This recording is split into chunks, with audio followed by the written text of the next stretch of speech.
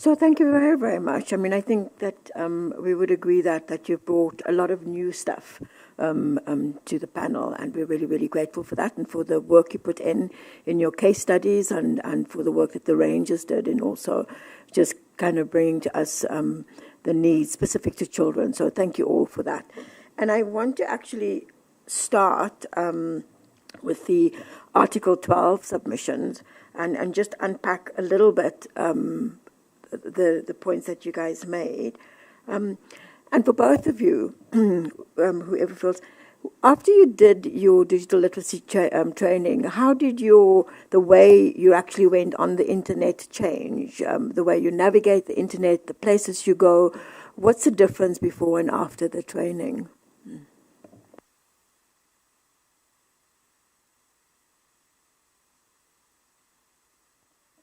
So after I did Web Ranger training in 2022, I was in grade 8. Yeah, that's when I did my Web Ranger training. First, I didn't know anything about digital literacy. It was the first time I came across the term digital literacy or anything in regards to being an active digital citizen, how we use the internet and social media platforms. I was clueless. In as much as I'm arrogant about being smart and all, I was clueless back then. It was a new concept to me, and it changed the way I perceive a lot of things on social media. I learned that not everything you see on social media can be true. As children, as naive as we are, we tend to think that whatever we see online should be the truth because it's there for a particular reason.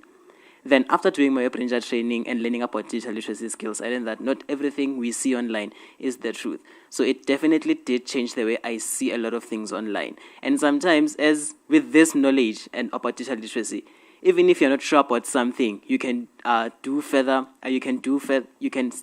more things on the platform. If it's inappropriate or you feel it's inappropriate, we've learned that you can report things, you can flag posts. We've learned a lot of things. So these digital literacy skills I have now, they empower me to be better while online, while on social media. Thank you. Thank you.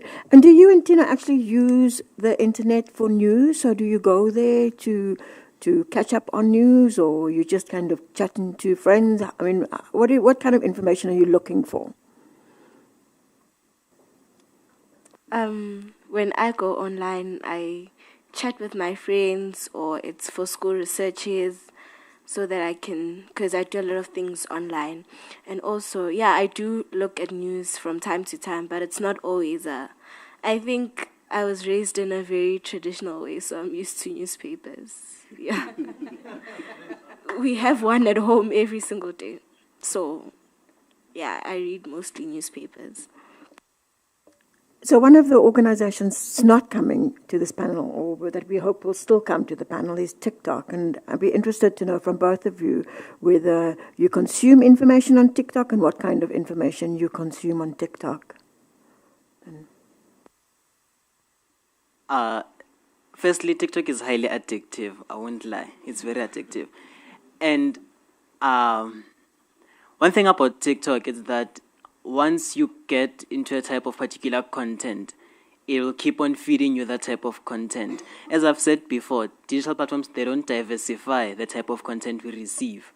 If I'm interested in only cars, I will keep on seeing cars, more cars, more cars.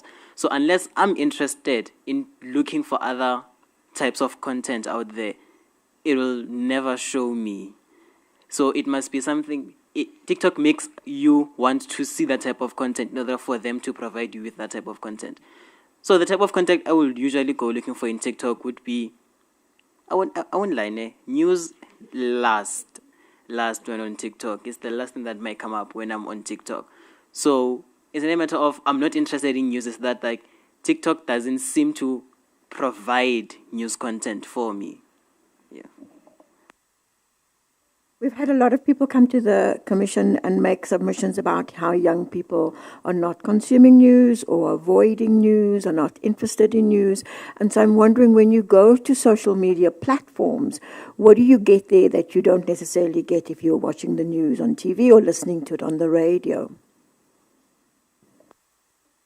I think that digital platforms are not like the most reliable sources for accurate news. So when you are on a digital platform, the last thing you would expect is to get like accurate news.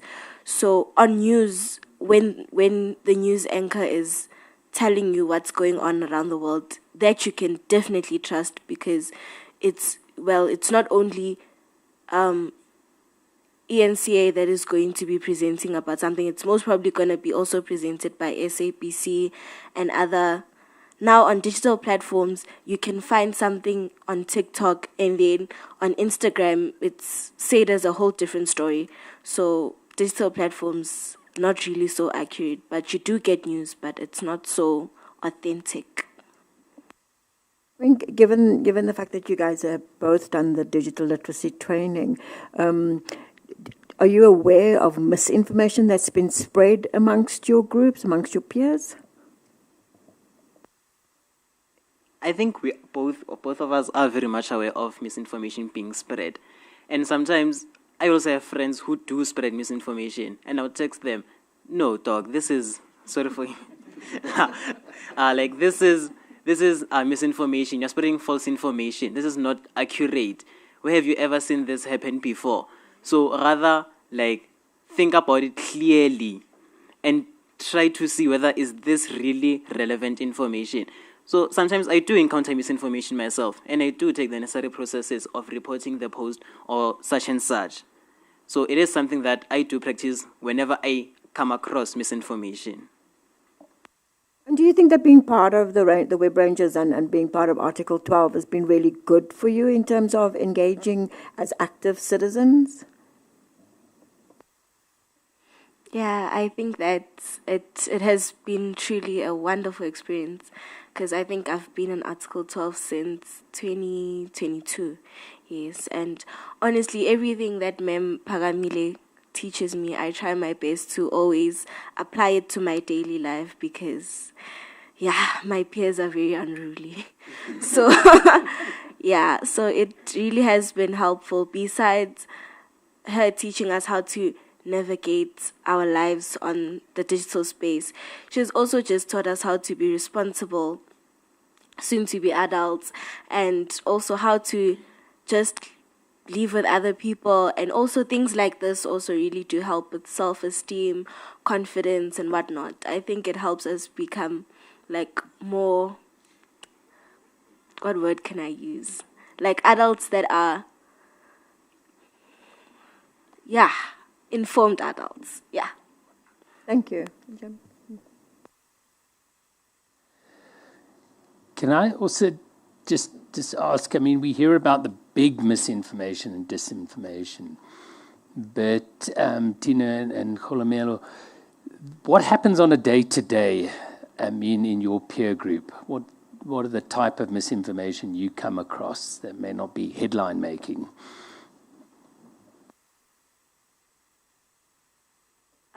So at my school, we have a problem of online. So they do not know how to navigate the online space, right? So we've had to deal with cases of cyberbullying amongst learners at school, and also they spread misinformation about teachers. I think last year there was a post with a teacher's picture that was saying that he was missing, but he was there at school. And because since like I'm a web ranger at school, we were called to the office so that we could organize an assembly, so we could explain to the other learners the consequences of their actions and whatnot. And I think generally the misinformation that we deal with is that on teachers, because they make a lot of things like that, and also Facebook posts reporting other school learners dead and whatnot. Yeah.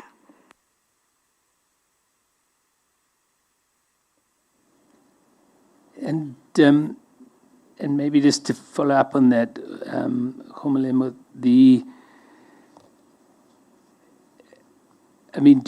do you find that having access to credible news in your efforts to educate your peers on the platform helps? to counter it? So just practically day to day, because that's obviously one of the suggestions made. So do you use that to say to your friend, I mean, this is clearly misinformation. Look, here, it's fact-checked, or here is the news report. Yes, I do that, because I can't say to you, like, this is wrong without proving that it's correct. Sometimes I tend to, like, my Google, I don't know what's called. When you enter Google, like, there's this just page of headlines across, yeah, that part. There'll just be, like, maybe they were saying something about, there was this post that said Thabo Mbeki had died early January. Yes, my friend posted it because, like, he's very political. He loves the ANC. So, like, he posted it saying, like, a fallen soldier. I said, how sure are you that Thabo Mbeki is dead?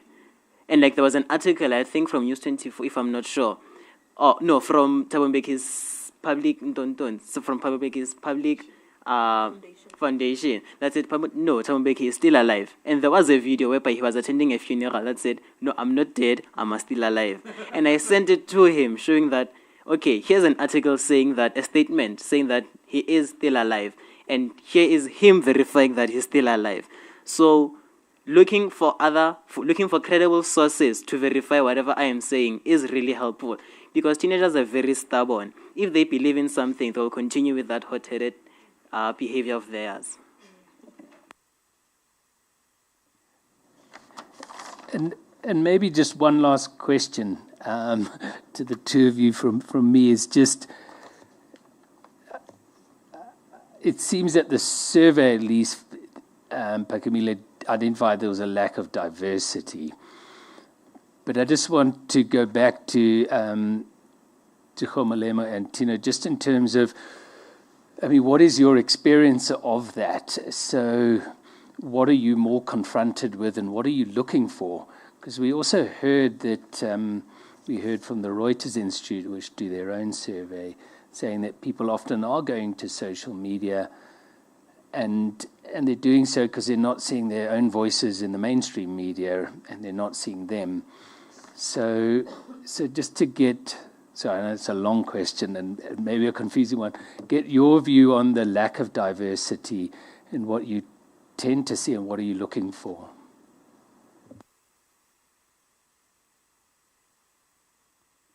I don't understand the question, honestly. So, yeah, please. Paula will try better than me.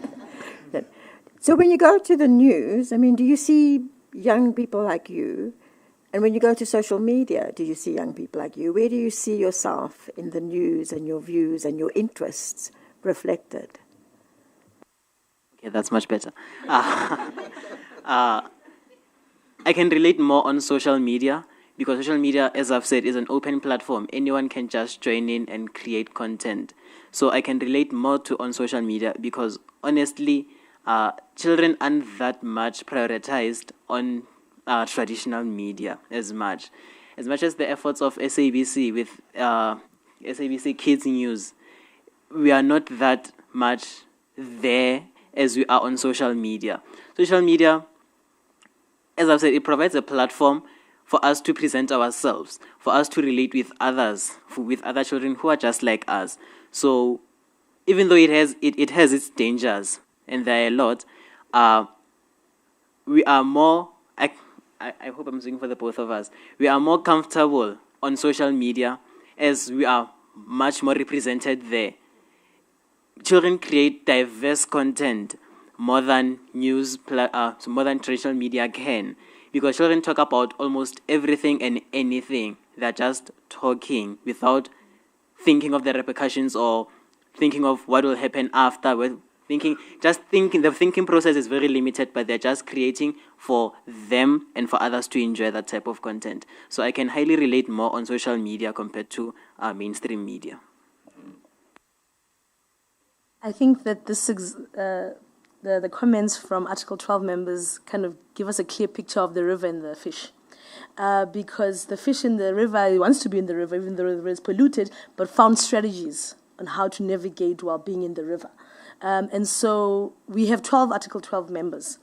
and these are two of them. And they represent South African children, but there's 12 of them that have been through this program for 3 years and are able to speak in these important forums, that are confident enough to have their opinions and submissions. And we found that when we did the study last year on how children engage with news, that majority of South African children are not as skilled as these young people that are here. They are not well articulated. They don't understand that as a fish in the river, I can still be in the river, but I need to have strategies. So while they're on social media, and they spend a lot of time on social media, our research actually showed that each young person, that in the space of a week, they spent more than 30 minutes or more on one platform. And the top 3 platforms was TikTok, Instagram, and YouTube. And so when they are on these platforms, they are not confronted with news. They don't go engaging with news. They engage with predominantly celebrity news and chat with their friends and listen to music. And so while they also do the same things, they know where to go to get news content because they've been skilled. But what about the rest of South African children? They don't have these skills. They don't understand the importance of actually going out to seek information that is going to be beneficial for their well-being and development and growth, for their educational purposes and so forth. And so that's really it really shows us a great example of the need for digital literacy and for need for adequate resources that are going to be geared towards making sure that all 34% of our population is well equipped as these young people. Yeah. And I don't know if, Tina, you want to answer that last question.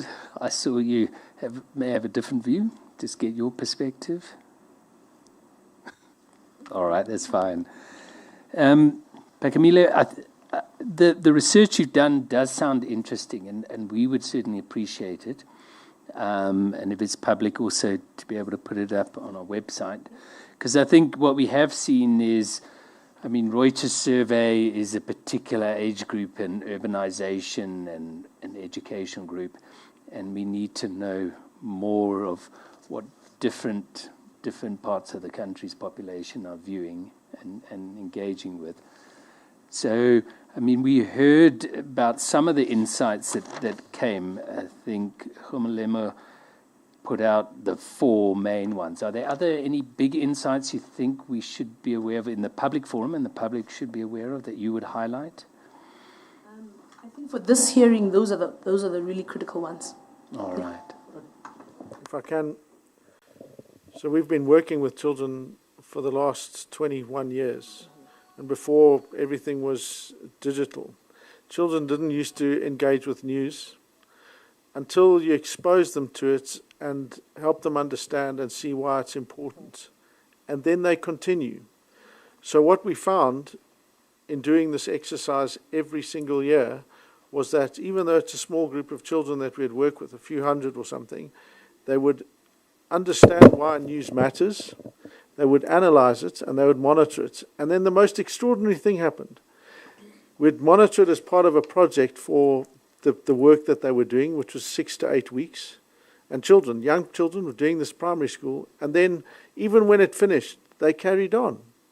And we were like, what the hell's going on here? We'd said you can stop. And they were like, no, we carry on.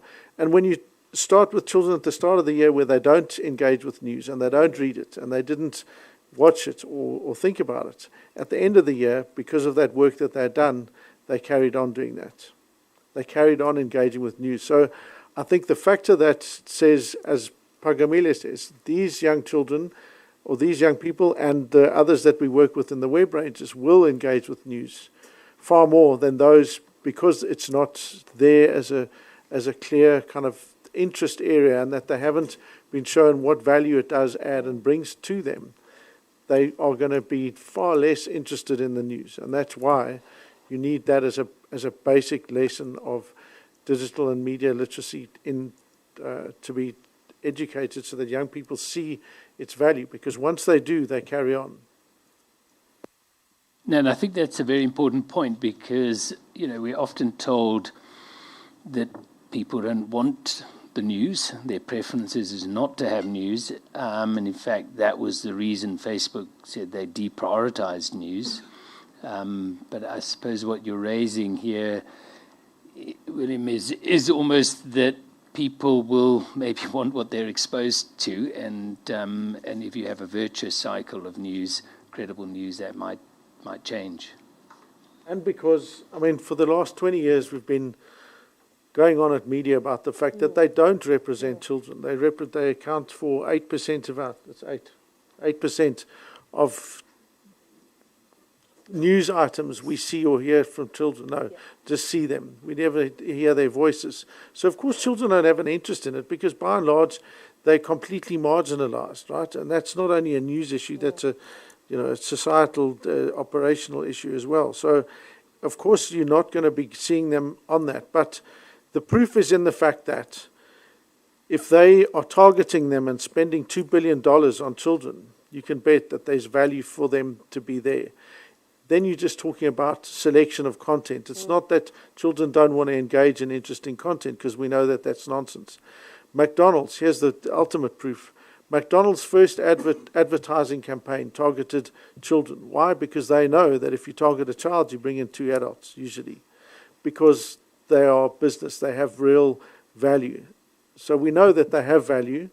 We know that they target them and that they're all these kinds of things. You're now talking about what is in the UNCRC, what is going to be content that's going to meet their needs and sustain and support their emotional and mental well-being. Just to reiterate what William is saying, is that we are fully aware that in the report, that the research that we'll share with you on how children engage with news, some of the recommendations came through from the children to say we want to be on social media and we want to engage with news, but news doesn't represent us. It's not talking to us. We don't hear ourselves in the news. And that is a separate issue that MMA is, like, for the last 20 years, we've been proactively dealing with challenges that media faces in terms of covering news, children's news stories, and making sure that children are heard in the news. But that still does not deny the fact that it is now because children are on social media, the platforms need to make sure that whether through the skilling of journalists, through partnering with institutions like MMA, to make sure that when children go online, they're accessing news that reflects them, that reflects their lived experiences, and make sure that their voices are being heard in and through the news. It's still something that we still are for.